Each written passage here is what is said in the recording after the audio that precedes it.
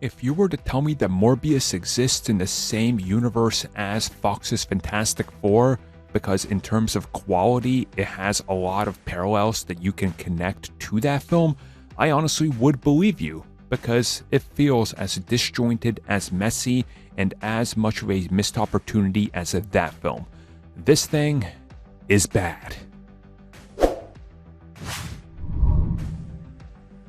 The only thing that sucks more blood than a vampire is this film. So I guess the takeaway for this film is that at least somebody was trying, and at least somebody was having fun. That person being Matt Smith. He honestly comes off like he knew that this thing was going to be bad.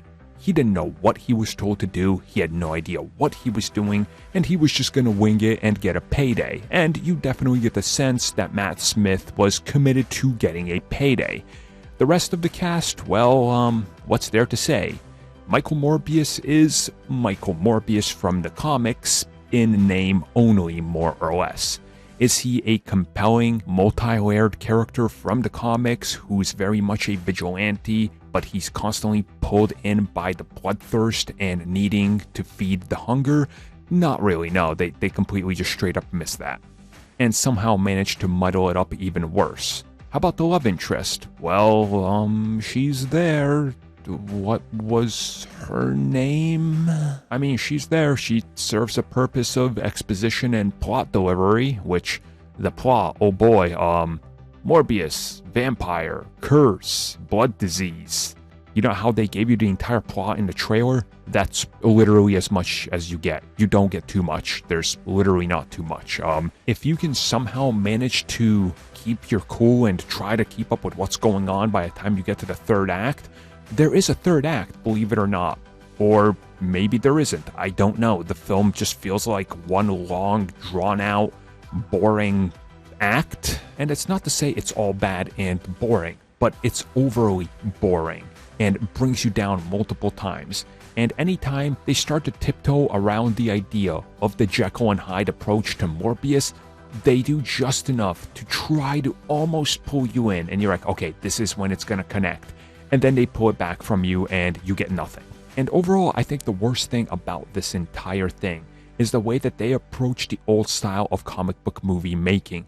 You know, when people say how there's a good reason we don't have comic book films that feel like they're from the year 2000, well, this just amplifies exactly what people mean by a film from the year 2000. It feels like it's trying to deliver on these old things that we are way past. It feels like it's embarrassed to embrace the source material. Instead, it has to shift it and try to play with it and muddle it up to some sort of convoluted mess that just doesn't work. And when you do see the signs and flashes of some brilliance that they could be going in an interesting direction, much like the old Fantastic Four film, you see that there was some sort of studio mandate to just go back to basics and make sure this thing feels like the other thing that came before. It just doesn't make sense. The film actually left me feeling more anemic than Michael Morbius himself, and that might actually be a compliment in some way, because it feels like I blanked out for 2 hours, woke up and still felt like I saw everything, because everything just feels and looks the same. It's dull, it's depressing, it's not really fun, and overall leaves you hungry for something that can actually satisfy the thirst. Just awful.